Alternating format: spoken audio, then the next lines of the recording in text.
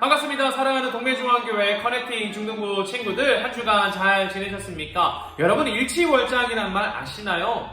날마다 성장하고 발전한다 라는 뜻을 가지고 있습니다. 그런데 제가 이런 글을 보았어요. 일치월장, 일요일에 취하면 월요일에 장난 아니다. 이야, 정말 생각이 멋있더라고요. 그런데 제가 이런 생각을 해봤습니다. 일치월장, 일요일에 하나님께 취하면 월요일에 장난 아니다. 여러분이 그리스도에게 푹 잠겨서 월요일에 여러분의 일상 가운데 정말 멋진 삶 살아가기를 간절히 빕니다. 우리 이제 성탄절이 얼마 남지 않았습니다. 4주간 대림절을 잘 지내고 계십니까? 오늘 마지막 대림절 기간입니다.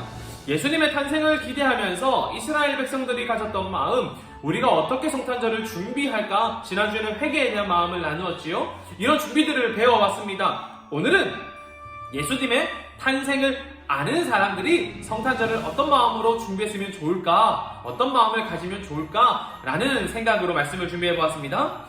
마태는 자신의 복음서를 기록할 때 예수님에 대해 누구라고 딱히 정의하지는 않는 것 같아요. 마가는 하나님의 아들 예수 그리스도라고 말하고요. 누가 같은 경우에는 지극히 높으신 이의 아들이라고 말하고요. 또 요한 같은 경우에는 태초에 하나님과 함께 계신 말씀으로 그리스도를 말하고 있습니다. 그런데 마태는 예수님의 이야기를 시작하면서 족보부터 그리죠.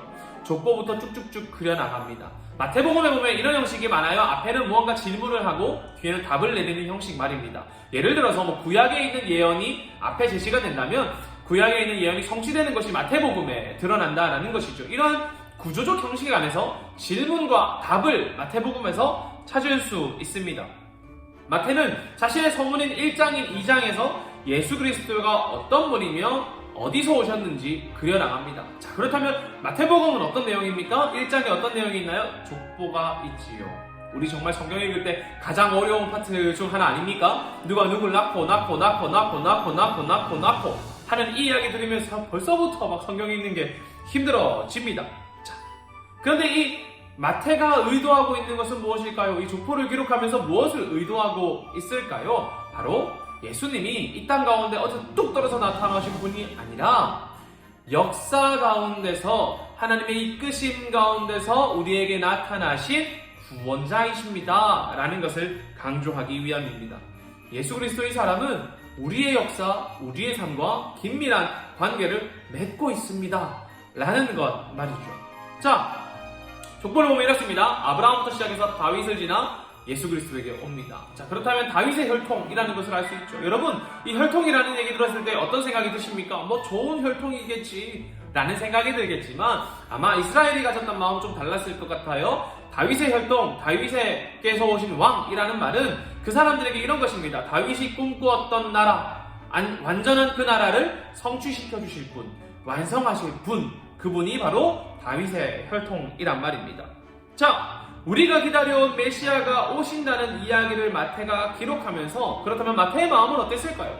다윗의 혈통으로 오신 예수 그리스도, 다윗이 꿈꿨던 완전한 나라를 성취시키실 그분, 예수님이 이 땅 가운데 오셨습니다. 하나님 역사 가운데 쭉쭉쭉 예수님이 오셨습니다 라는 것을 기록할 때 마태의 마음이 어땠겠냐라는 것입니다. 그저 그랬을까요? 저는 마태의 마음이 아주 설렜을 것이라고 생각합니다.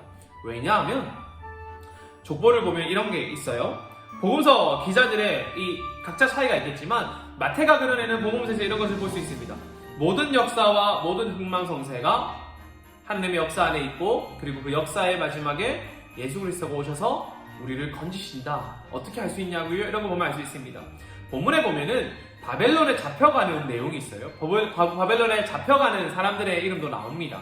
자, 보면은 우리가 이런 역사들을 기록할 때 뭔가 예수님을 부각하고 싶어요. 그러면 족보들을 기록할 때 이런 거 할 거 아니에요. 멋있는 것만 기록하면 되잖아요. 야, 성공한 사람의 자녀 예수 그리스도라고 하면 와, 예수님 진짜 건들 수 없다. 너무 멋있다. 이렇게 할 텐데 성공하고 하나님 앞에 뜻에 순종한 사람도 있지만 안 그런 사람들의 이름도 족보 가운데 있단 말입니다. 그렇다면 사람들은 이 글을 보면서 어떤 생각을 했을까요? 와, 이 사람은 하나님께서 이끄실 때 하나님께 순종하면서 참 성공했고 참 잘 되었지. 근데 이 사람은 하나님께 순종하지 않았지. 그러나 이때 우리 하나님께서 우리를 포기하지 않으셨어. 이때도 하나님께서 우리를 포기하지 않으시고 이 사람이 샛길로 갔을 때에도 우리를 이끄셨구나. 하나님께서 우리가 결국 하나님을 돌아섰을 때에도 우리를 포기하지 않으셨구나. 그리고 그때 우리를 건지시기 위해 누구요? 예수 그리스도가 오셨구나 라고 생각할 수 있다는 것입니다. 마태는 성공한 사람들, 하나님의 뜻에 순종한 사람들의 이름만 쓰지 않고 실패한 사람들의 이름도 씁니다. 왜냐하면 우리의 역사는 성공하다가도 실패하기도 하고 잘 되기도 하다가도 망하기도 하고, 그리고 그러한 모든 흥망성쇠의 순간 가운데서 하나님께서 우리를 포기하지 않으시고 버리지 않으시고 우리를 붙잡으셨으며 우리에게 주실 구원자로 예수 그리스도를 보내주셨다라는 것을 마태가 알고 있기 때문에 그는 이 역조건을 기록하면서 아주 마음이 설렜을 것이라고 저는 생각을 합니다. 벅차올랐을 거예요. 예수님의 이야기를 쓰면서요. 자, 그렇다면 왜 예수님의 이야기를 쓰면서 그는 벅차올랐을까요? 바로 마태가 예수 그리스도를 경험했기 때문입니다. 우리의 삶 가운데 막 이런 것들, 족보 가운데 역사들을 다 알고 있는 마태가 예수님의 삶을 경험하니, 예수님을 만나고 그의 가르침을 듣고 그의 사랑을 경험하고 우리를 위해 죽으신 그 사랑을 보고 그의 부활을 경험하니 어떤 마음이 듭니까? 아, 예수님이 우리가 기다려온 메시아구나. 역사 가운데 하나님의 약속이 결코 끊어지지 않고 우리에게 오신 메시아구나 라는 것을 알기 때문에 그는 족보를 기록하며 마음이 설렜을 것입니다. 아브라함부터 시작돼서 다윗을 지나 우리의 삶이 하나님을 떠났을 그때를 지나 하나님이 포기하지 않으시고 우리에게 약속을 성취시키시는 그분 예수님이 우리에게 오셨다 라면서 얼마나 설렜겠습니까? 예수님의 이야기는, 예수님의 사건과 예수님의 사역, 그의 오심은 하나님께서 역사 가운데 우리를 이끄시며 우리에게 약속을 성취시키는 하나님의 손길의 방점이며 우리의 왕이 되시는 분이라는 것의 표현입니다. 자, 그렇다면 우리에게 오신 예수님은 어떤 일을 하시는 분이실까요? 아브라함부터 시작해서 그 약속을 쫙 지키셔서 하나님께서 예수님을 주셨어요. 그 설렘이 마태에게 있는데 지금 그분은 무엇을 하셨기에 마태는 이렇게 설렌다 하나면 됩니다. 몇몇 학자들이 이렇게 말합니다. 예수님의 계보에 보면 이방 여인 4명이 등장해요. 다말, 라합, 룻, 그리고 우리아의 아내 이렇게 등장합니다. 다말 같은 경우에는 가나안 사람이고 라합은 여리고 사람입니다. 룻은 모압 출신이고요. 우리아의 아내는 우리아가 헷 사람이기 때문에 아마 뭐 헷 사람이거나 혹은 이제 최소한 헷 사람의 아내 정도입니다. 또 우리아의 아내를 바세바라고 칭하지 않고 우리아의 아내라고 이름을 칭한 것을 보면 아마 이름을 기록하지 않은 것은 이방 사람인 것을 강조하기 위함이라고 생각이 됩니다. 당시 혈통 중심 사회죠. 그래서 혈통이 되게 중요한 상황이었습니다. 아까 말했잖아요. 다윗의 혈통 막 이런 식으로 말입니다. 그런데 이방 여인의 이름이 들어가는 것은 오히려 혈통을 약화시키는 거예요. 다윗의 자손으로 온, 다윗의 혈통으로 온 예수 그리스도의 이름을 계보를 기록하면서 이방 여인의 이름을 넣는다는 것은 예수 그리스도의 혈통이라는 것을 약화시킨단 말이죠. 그런데도 넣습니다. 왜 그럴까요? 이는 예수 그리스도가 유대인만을 위해서 오신 분은 아니기 때문입니다. 이방 사람들과도 역사 가운데 관계되어 있으며 그의 사역 역시 유대인만을 위해서가 아니라 모든 사람들, 모든 이방 사람들을 포함하여 모든 인류를 위해 오신다는 것을 강조하기 위함입니다. 그가 가르친 평화와 사랑, 그가 보여주신 사랑의 실천, 그가 우리에게 보여주신 놀라운 일들과 부활의 역사들이 그저 유대인만을 위해서가 아니라 이스라엘만을 위해서가 아니라 우리 모두를 포함하고 있다라는 것이죠. 양영희 교수는 이러한 예수님의 족보와 역사에 대해 이렇게 말합니다. 예수께서 이러한 이방 여인들과 연관을 맺고 이 땅에 오셨다는 사실은 예수께서 이와 같은 여인들, 곧 죄인들을 위한 그리스도 되심을 시사해 주는지도 모른다. 얼마나 아름답습니까? 예수님의 사역은 죄인을 향해 있다는 것입니다. 아픈 사람에게 의사가 필요한 것처럼 죄인을 위해 그리스도가 필요하다는 말이죠.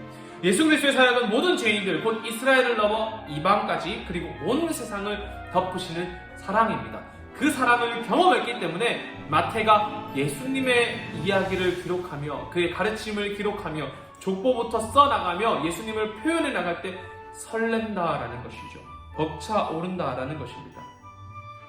마태는 답을 알고 있는 것과 같아요. 우리에게 오신 이분이 누구십니까?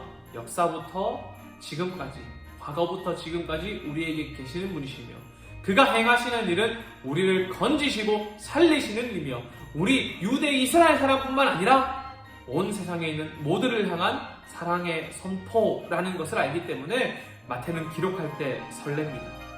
예수님의 이야기를 써내려가며 마음이 벅차오른단 말입니다. 자, 그런데 우리 이런 마음을 우리도 가져야 됩니다. 왜 그럴까요? 우리도 마태와 같이 예수님을 경험한 사람들이기 때문입니다. 여러분의 삶에 임하신 하나님의 손길을 한번 기록해 보십시오. 내 삶 가운데 하나님이 어떻게 일하셨나, 나는 어떻게 하나님을 만났고 하나님께서 나와 어떻게 하고 계시는가를 써내려가 보십시오. 그리고 예수님에 대해 한번 써보십시오. 나 백상환이 태어났을 때 어릴 때부터 하나님께서 나와 함께 하셨던 것들 써내려갑니다. 내게 행하신 일, 내 마음을 변화시키신 일을 써내려가며 그분이 누구십니까? 예수 그리스도 라고 쓰는 거예요. 그때에 우리의 마음이 어떨 것 같습니까? 벅차오르겠죠. 설레가겠죠. 자, 마태가 이거를 자기 마음 설레려고만 썼을까요? 아니요, 저는 그렇게 생각하지 않습니다. 이 글에 있는 모두가 이 설렘을 함께 누리길 원했을 거예요. 여러분도, 여러분의 가족도, 여러분의 친구도 이 글을 읽으며 그리스도를 알기를, 만나기를 기대하며 설렘을 가지고 글을 썼단 말입니다. 자, 마태의 마음, 이 마음을 우리가 성탄절을 앞두면서 한번 가졌으면 좋겠어요. 여러분 삶 가운데 임하신 하나님, 여러분 삶 가운데 이끄신 하나님, 나를 건지시고 나를 붙잡으시는 하나님, 그 역사 가운데 임하신 하나님의 이야기를 기록하면서 그 설렘을 한번 가져보십시오. 그리고 그 설렘을 가지고 성탄절을 맞이해 봅시다. 나를 위해 오신 하나님, 그 하나님이 이 땅 가운데 오신 날을 기념하고 기억하며 우리의 삶 가운데 임하신 하나님의 이야기들, 우리의 삶 가운데 이끄신 하나님의 이야기들을 기록하면서 설렘을 가져보지 않으시겠습니까? 예수 그리스도를 우리가 기다리시던 왕이며 우리의 역사 속에 나와 관계하는 분이시며 우리의 삶을 변화시킬 그리스도라는 것을 기억합시다. 이 그리스도의 탄생이 우리가 가지는 기대와 설렘, 희망의 실천이며 시작이 되는 것입니다. 그리스도만이 나의 희망이며 설렘이란 말이죠. 그리스도를 기다리는 이 설렘이 여러분 가운데 충만하길 소망합니다. 여러분의 삶에 기록된 그 설렘들이 성탄절날 빵 터졌으면 좋겠어요. 그래서 참된 기쁨을 누리시기를 간절히 빕니다. 기도하겠습니다. 하나님, 사랑하는 우리 동네중앙교회 커넥팅 중등부 아이들의 삶 가운데 주님께서 임하셨음을 알고 있습니다. 함께 하셨고요. 우리 아이들의 삶 가운데 어떤 이벤트들을 통해서 신앙의 역사들을 만들어 가셨음을 알고 있습니다. 이 시간 우리가 그 일들을 기록하고 돌아보면서 내 삶 가운데 임하셨던 하나님을 기억하길 소망합니다. 그리고 그 설렘을 가지고 성탄절을 맞이했으면 좋겠습니다. 하나님, 나에게 이렇게 일하셨던 하나님께서 오셨군요. 우리를 위해 오셨군요. 내게 사랑을 베풀어 주신 그 사랑을 경험합니다. 압니다. 나는 이 사랑을 기록하며 모두가 이 설렘을 누렸으면 좋겠습니다. 이 마음으로 예수 그리스도와 나 가운데 있었던 일들을 쓰기를, 또 남기기를, 무엇보다 남길 때마다 내 마음 가운데 하나님을 향한 설렘과 열망과 뜨거움이 가득 차기를 소망합니다. 그러한 뜨거움과 설렘을 가지고 성탄절을 맞이하는, 그리스도의 오심을 맞이하는 우리 되게 하여 주시옵소서. 혹 하나님과의 이야기가 기억나지 않거나 잘 모르는 자들이 있다면 하나님 그들과 함께 하셔서 그들 속에서 하나님의 놀라운 일들, 하나님께서 주시는 따뜻한 사랑의 이야기들이 생겨지게 하여 주시고 그 속에서 주님을 발견하는 은혜 또한 있기를 원합니다. 감사합니다. 살아계신 예수님의 이름으로 기도합니다.